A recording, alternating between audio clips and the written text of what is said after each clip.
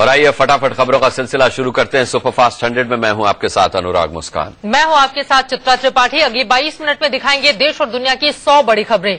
शुरुआत आज की सबसे अच्छी खबर से। तेल कंपनियों ने पेट्रोल की कीमतें कम करने का फैसला किया है। पेट्रोल की कीमतों में ₹1.82 की कमी की गई है। घटी हुई कीमतें आज रात आधी रात से लागू हो जाएंगी। थोक बाजार में कच्चे तेलों के दामों में गिरावट के चलते पेट्रोल की कीमतों में कमी की गई है। नई कीमतें लागू होने के बाद अब दिल्ली में 1 लीटर पेट्रोल ₹68.51 में मिलेगा, जबकि मुंबई में 1 लीटर पेट्रोल की कीमत ₹76.50 होगी। कोलकाता में ₹76.21 और चेन्नई में ₹71.65। पेट्रोल की कीमतों में कमी की गई है, लेकिन तेल कंपनियों ने डीजल की कीमत में बढ़ोतरी कर दी है। डीजल 50 पैसे प्रति लीटर महंगा हो गया है। वहीं सरकार ने बिना सब्सिडी वाले एलपीजी सिलेंडर ₹19 सस्ते कर दिए हैं। प्रधानमंत्री नरेंद्र मोदी के जापान दौरे में दोनों देशों के बीच पहला बड़ा करार हुआ है। मोदी का संसदीय क्षेत्र काशी अब जापानी स्मार्ट सिटी क्योटो की तरह विकसित होगा। इस बाबत भारतीय राजदूत और क्योटो के मेयर ने करार पर दस्तखत किए। वाराणसी यानी काशी को क्योटो की तर्ज पर विकसित करने के लिए जब करार पर दस्तखत हुए, तब क्योटो में पीएम नरेंद्र मोदी और मेजबान प्रधानमंत्री शिंजो अबे भी मौजूद रहे। इस करार में वाराणसी को मॉडर्न बनाने की भी बात है। पीएम नरेंद्र मोदी के क्योटो पहुंचने पर जापान के प्रधानमंत्री शिंजो अबे ने प्रोटोकॉल तोड़कर उनकी अगवानी की। ओसाका एयरपोर्ट पर पीएम मोदी सीधे क्योटो पहुंचे, जहां से के स्टेट गेस्ट हाउस में मेजबान पीएम उनका इंतजार कर रहे थे। पीएम नरेंद्र मोदी की अगवानी में जापान के प्रधानमंत्री शिंजो अबे ने शानदार डिनर पार्टी भी दी। क्योटो के स्टेट गेस्ट हाउस में ये दावत दी गई, जिसमें कई तरह के व्यंजन मोदी के लिए परोसे गए। जापान के स्मार्ट सिटी क्योटो के सरकारी गेस्ट हाउस में पीएम नरेंद्र मोदी ने मछलियों को चारा भी खिलाया। इस मौके पर उनके साथ मेजबान प्रधानमंत्री शिंजो अबे मौजूद थे। इससे पहले जब पीएम नरेंद्र मोदी जापान के ओसाका एयरपोर्ट पर उतरे, तो यहां उनका जोरदार स्वागत किया गया। मोदी की अगवानी के लिए जापान सरकार का प्रतिनिधिमंडल एयरपोर्ट पर मौजूद रहा। पीएम मोदी के जापान दौरे में बुलेट ट्रेन, स्मार्ट सिटी समेत कई अहम मुद्दों पर समझौता हो सकता है। इसके अलावा रेलवे प्रोजेक्ट, सोलर एनर्जी, परमाणु ऊर्जा को लेकर भी दोनों देशों में करार हो सकता है। नरेंद्र मोदी का ये तीसरा जापान दौरा है। इससे पहले वो गुजरात के मुख्यमंत्री रहते हुए 2 बार पहले ही जापान का दौरा कर चुके हैं। पीएम बनने के बाद वो पहली बार जापान का दौरा कर रहे हैं। पीएम बनने के बाद नरेंद्र मोदी की ये चौथी विदेश यात्रा है। सबसे पहले वो भूटान गए थे, फिर ब्रिक्स सम्मेलन में हिस्सा लेने के लिए मोदी ब्राजील गए। इसके बाद उन्होंने नेपाल का दौरा किया और अब वो जापान गए हैं। आम आदमी पार्टी के नेता कुमार विश्वास के खुलासे से दिल्ली की सियासत में खलबली मची हुई है। कुमार विश्वास ने दावा किया कि बीजेपी के एक सांसद ने उन्हें दिल्ली का सीएम बनने की पेशकश की थी। वैसे भारतीय जनता पार्टी के एक नवनिर्वाचित सांसद मित्र अवश्य मिलने आए थे, रात को आए थे और काफी देर तक हम लोग बैठे रहे, क्योंकि उन्होंने मुझे ये कहा कि आप इधर आ जाइएगा और आप मुख्यमंत्री के मटेरियल हैं, हमारी ऊपर भी बात हुई है। कुमार विश्वास ने यह भी कहा है कि बीजेपी सांसद ने आम आदमी पार्टी के कुछ विधायकों से बात होने का दावा किया था और कहा था कि आप अपने नाम पर आप पार्टी के कई विधायक बीजेपी के साथ आ जाएंगे। कुछ आम आदमी पार्टी के विधायक भी आ जाएंगे आपके नाम पर और हमारा उनसे भी संवाद है। देश बनाइए, राष्ट्र बनाइए। तो मैंने कहा आप बनाइए राष्ट्र, सरकार ने, देश ने आपको जिम्मेदारी दी है और हमारी पूरी शुभकामनाएं हैं। कुमार विश्वास उस बीजेपी सांसद का नाम बताने को तैयार नहीं जिन्होंने उन्हें ऑफर दिया। उन्होंने कहा कि मित्रों के बीच हुई बात को वो सार्वजनिक नहीं करने वाले। 3-4 एमपीज जो हैं भारतीय जनता, हमारी पूरी शुभकामनाएं हैं। कुमार विश्वास उस बीजेपी सांसद का नाम बताने को तैयार नहीं जिन्होंने उन्हें ऑफर दिया। उन्होंने कहा कि मित्रों के बीच हुई बात को वो सार्वजनिक नहीं करने वाले। 3-4 एमपीज जो हैं भारतीय जनता पार्टी के, वो नए हैं, जिसमें से एक मनोज तिवारी हैं, महेश गिरी हैं। कौन थे वो एमपी जो आपसे लगातार इस बारे में पूछे? मैंने कहा ये बात नैतिक रूप से गलत है, ना मैं इस बातचीत को सार्वजनिक करने के हित में हूं। सीएम पद का लालच देने वाले बीजेपी सांसद का नाम भले ही कुमार विश्वास नहीं बता रहे, लेकिन आम आदमी पार्टी के प्रवक्ता संजय सिंह ने दावा किया है कि वो सांसद मनोज तिवारी हैं। कुमार विश्वास जी के पास जो मनोज तिवारी नवनिर्वाचित सांसद हैं भारतीय जनता पार्टी के, वो उनसे मिलने के लिए गए थे और उन्होंने उनको मुख्यमंत्री बनने का ऑफर दिया था कि आप 18 विधायक तोड़ के लाइए। जिन मनोज तिवारी पर कुमार विश्वास को सीएम पद का लालच देने का आरोप लगा है, वो इसे आम आदमी पार्टी का शिगुफा बता रहे हैं। तिवारी ने ये भी कहा कि सीएम या सरकार बनाने को लेकर कुमार विश्वास से कोई बातचीत नहीं हुई थी। कुमार विश्वास ने जो बात कही तो किस आधार पर नहीं, हमारी कोई भी बातचीत नहीं, हमारा इससे मुझे कोई जानकारी नहीं है इससे। आम आदमी पार्टी ऐसे ही डूबती पार्टी है, तो तरह तरह के शिगुफे छोड़ेंगे लोग। मनोज तिवारी ने माना कि कुमार विश्वास से उनकी दोस्ती है, लेकिन उन्होंने दावा किया कि कुमार को उन्होंने कोई ऑफर नहीं दिया था। मनोज ने यह भी कहा कि कुमार विश्वास ने मेरा नाम भी नहीं लिया है। कुमार विश्वास जी से मैं वो राजनीति में नहीं थे, हम लोग तब से मिलते रहते हैं, लेकिन हमारी इस मुद्दे पे हमें कोई जानकारी नहीं है कि ये बात कहां से आई है, किसने कही है। अब वो कुमार विश्वास जी को बताना चाहिए। बीजेपी सांसद मनोज तिवारी का ये भी कहना है कि उन्हें इस बात का अधिकार ही नहीं है कि वो किसी को सीएम पद का ऑफर करें। ये वो जाने कैसे किस आधार पे क्या बोले हैं। मेरा जहां तक मानना है, हमारी पार्टी में मुख्यमंत्री कौन होगा ये हमारे पार्टी के लोग डिसाइड करते हैं। हमारा अधिकार भी नहीं है कि मैं किसी को ऐसा कर सकता हूं। कांग्रेस नेता मुकेश शर्मा ने भी कहा कि कुमार विश्वास से उस बीजेपी सांसद का नाम सार्वजनिक करने को कहा जिन्होंने उन्हें सीएम बनाने की बात कही थी। और उनकी पार्टी के बारे में मशहूर है कि वो पहले स्टिंग ऑपरेशन करते हैं, बाद में बातचीत शुरू करते हैं। तो निश्चित तौर पर कुमार विश्वास जी ने उस बातचीत का वीडियो भी बनाया होगा और वो वीडियो भी मीडिया को जारी करें, उन सांसद का नाम बताएं। राज्यपाल पद से इस्तीफा देते ही शीला दीक्षित की मुसीबतें शुरू हो गई हैं। मानहानि के एक केस में दिल्ली के साकेत कोर्ट ने उन पर 3 लाख रुपए का जुर्माना लगाया है। कोर्ट में पेश नहीं होने के चलते उन पर जुर्माना लगा है। दरअसल दिल्ली की तत्कालीन मुख्यमंत्री शीला दीक्षित ने बीजेपी नेता विजेंद्र गुप्ता पर मानहानि का केस दायर किया था, लेकिन कोर्ट के नोटिस के बाद भी वो पेश नहीं हुई, जिसके बाद साकेत कोर्ट ने उन पर 3 लाख का जुर्माना लगा दिया। बंगाल के चर्चित शारदा चिटफंड घोटाले में अभिनेता और टीएमसी से राज्यसभा सांसद मिथुन चक्रवर्ती से सीबीआई पूछताछ कर सकती है। ये पूछताछ मुंबई में अगले हफ्ते हो सकती है। इससे पहले ईडी ने भी मिथुन से पूछताछ की थी। जम्मू कश्मीर विधानसभा में आज जमकर हंगामा हुआ। हंगामा कर रहे पैंथर्स पार्टी के विधायकों को मार्शल्स ने पकड़कर सदन के बाहर निकाला। ये विधायक सरकार पर जम्मू के साथ भेदभाव करने का आरोप लगा रहे थे। पैंथर्स पार्टी की विधायक वेल में आकर नारेबाजी और हंगामा करने लगी। जब इनका हंगामा थमने का नाम नहीं लिया तो स्पीकर ने इन विधायकों को सदन से बाहर करने का आदेश दिया, जिसके बाद मार्शल्स इन्हें पकड़कर ले गए। पश्चिम बंगाल की मुख्यमंत्री ममता बनर्जी ने कहा कि कोई भी अछूत नहीं है और सीपीएम के साथ गठबंधन का कोई प्रस्ताव आया है तो उसकी पार्टी उस पर विचार कर सकती है। ममता बनर्जी अब तक कम्युनिस्ट पार्टियों की कट्टर विरोधी रही हैं। ममता बनर्जी ने कहा कि लोकतंत्र में किसी को भी बातचीत और विकल्प के रास्ते बंद नहीं करने चाहिए। आपको ये सोचना होगा कि कौन सा विकल्प जनवादी है, कौन सा शांति के पक्ष में है, कौन सा विकल्प विकास की ओर लेकर जाएगा। ममता के रुख में इस बदलाव की वजह बिहार में 2 धुर विरोधियों लालू यादव और नीतीश कुमार की पार्टी के बीच गठबंधन को माना जा रहा है। इस गठबंधन में हाल ही में हुए उपचुनावों में अच्छा प्रदर्शन किया है। ममता ने दोनों को बधाई दी। बिहार में बीजेपी नेतृत्व को लेकर जारी खींचतान के बीच केंद्रीय कृषि मंत्री राधा मोहन सिंह ने बड़ा बयान दिया है। उन्होंने कहा कि बीजेपी बिहार विधानसभा का चुनाव सुशील कुमार मोदी के नेतृत्व में लड़ेगी। राधा मोहन सिंह ने इस सवाल पर चुप्पी साध ली कि सुशील मोदी मुख्यमंत्री पद के उम्मीदवार होंगे या नहीं। हालांकि उन्होंने ये जरूर कहा कि सुशील मोदी बिहार में बीजेपी के एक बड़ा चेहरा हैं और लोकप्रिय भी हैं। राजस्थान में होने वाले विधानसभा उपचुनाव में पीएम नरेंद्र मोदी भी प्रचार करने जाएंगे। स्टार प्रचारकों की लिस्ट में पीएम मोदी के अलावा अध्यक्ष अमित शाह, वरिष्ठ नेता लालकृष्ण आडवाणी, केंद्रीय मंत्री राजनाथ सिंह, सुषमा स्वराज के नाम शामिल हैं। कांग्रेस अध्यक्ष सोनिया गांधी और उपाध्यक्ष राहुल गांधी अगले महीने यूपी में होने वाले विधानसभा उपचुनाव में प्रचार नहीं करेंगे। कांग्रेस ने उपचुनाव के लिए स्टार प्रचारकों की लिस्ट जारी की है, जिसमें सोनिया राहुल के नाम नहीं है। मायावती एक बार फिर से बीएसपी की अध्यक्ष चुन ली गई। लखनऊ में हुई बीएसपी की राष्ट्रीय कार्यकारिणी की बैठक में मायावती को निर्विरोध अध्यक्ष चुना गया।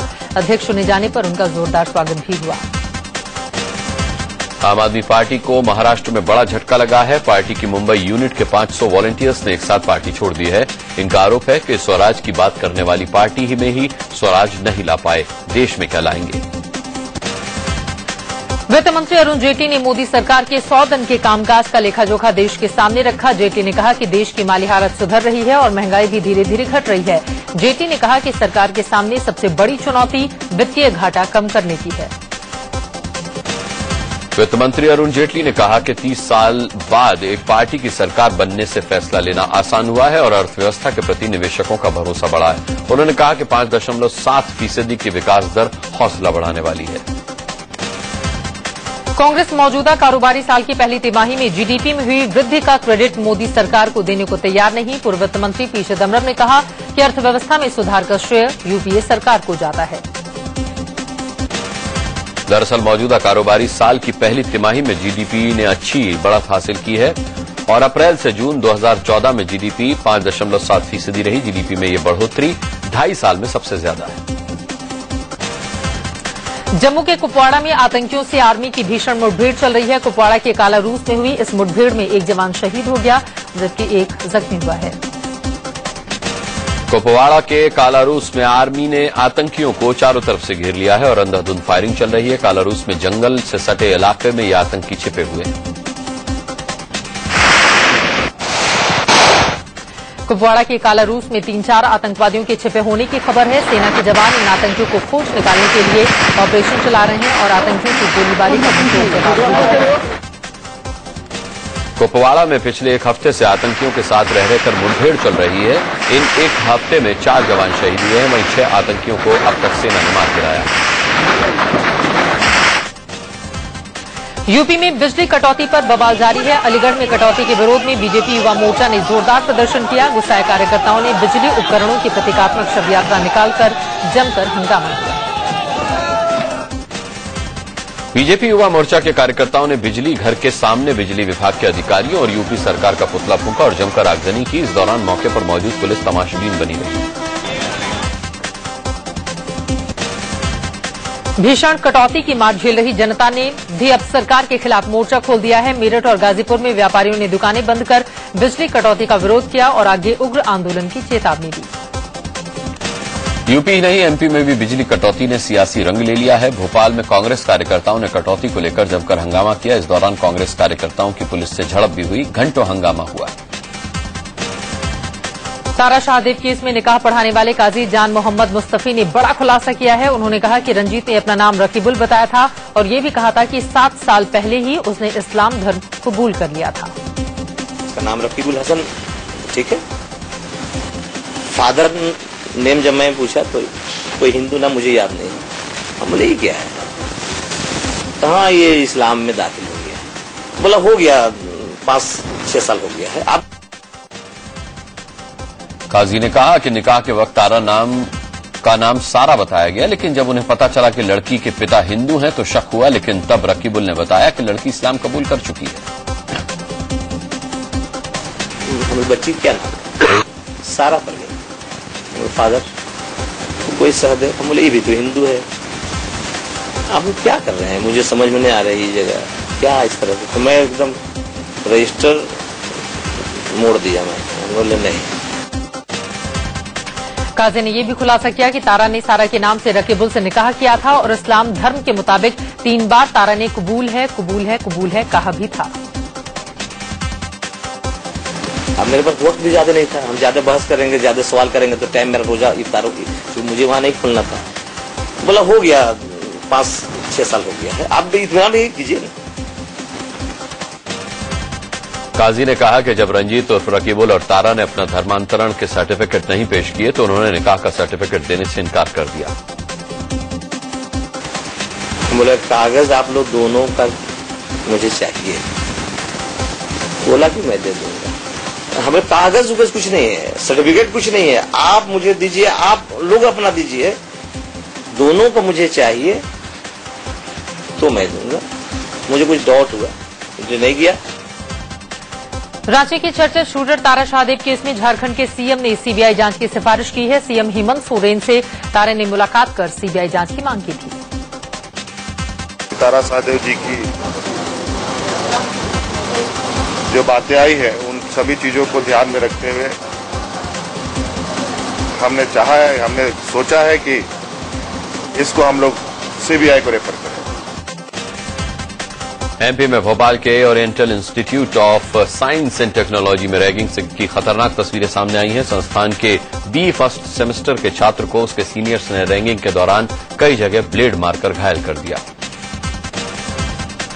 Oriental institute of science and technology में बीए के इस छात्र से उसके सीनियर्स ने धुएं से छल्ले बनाने और गाना सुनाने को कहा। ऐसा न कर पाने पर इसे एक कमरे में बंद कर ब्लेड से कई बार किए गए। पीड़ित ने इस बारे में पुलिस में शिकायत दर्ज कराई है।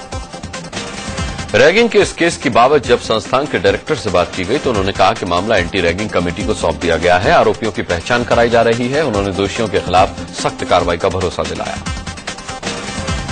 भोपाल में ओरिएंटल कॉलेज के इस छात्र के साथ रैगिंग के मामले में पुलिस ने तीनों छात्रों के खिलाफ मामला दर्ज किया है। हालांकि पीड़ित छात्र के मुताबिक रैगिंग में दर्जन भर छात्र शामिल थे, लेकिन सभी की शिनाख्त नहीं हो पाई। मुश्किलों से जूझ रही रियल एस्टेट कंपनी डीएलएफ के खिलाफ अब उन निवेशकों ने ही मोर्चा खोल दिया है। दिल्ली में डीएलएफ के दफ्तर के बाहर बड़ी संख्या में गुस्साए लोग सड़क पर उतरे और विरोध मार्च निकाला। हाथों में काले झंडे, काले गुब्बारे लिए ये निवेशक डीएलएफ से खासे नाराज हैं। 2009 में इन लोगों ने डीएलएफ के एक प्रोजेक्ट में अपने घर का सपना लेकर पैसे लगाए। 2 साल में कंपनी ने कब्जा देने का वादा किया था, लेकिन 5 साल बाद भी इन्हें घर नहीं मिला। गुस्साए लोग डीएलएफ पर धोखा देने का आरोप लगा रहे हैं। इनका कहना है कि इन लोगों ने अपना सब कुछ बेचकर कंपनी के प्रोजेक्ट में इन्वेस्ट किया था, लेकिन अब कंपनी उनकी शिकायतें तक नहीं सुन रही। ये लोग किसी भी कीमत पर अपना घर चाहते हैं। बिहार के मुजफ्फरपुर जिले में बागमती नदी की उपधारा पर 25 करोड़ रुपए की लागत से बना बसघटा पुल उद्घाटन से पहले ही ढह गया। बिहार राज्य पुल निर्माण निगम ने 7 दिन पहले ही 80 मीटर लंबे इस पुल का काम पूरा किया था। मुजफ्फरपुर के कटरा में बने इस पुल को दोनों तरफ से सड़क से जोड़ने का काम होने वाला था, लेकिन उससे पहले ये धंस गया।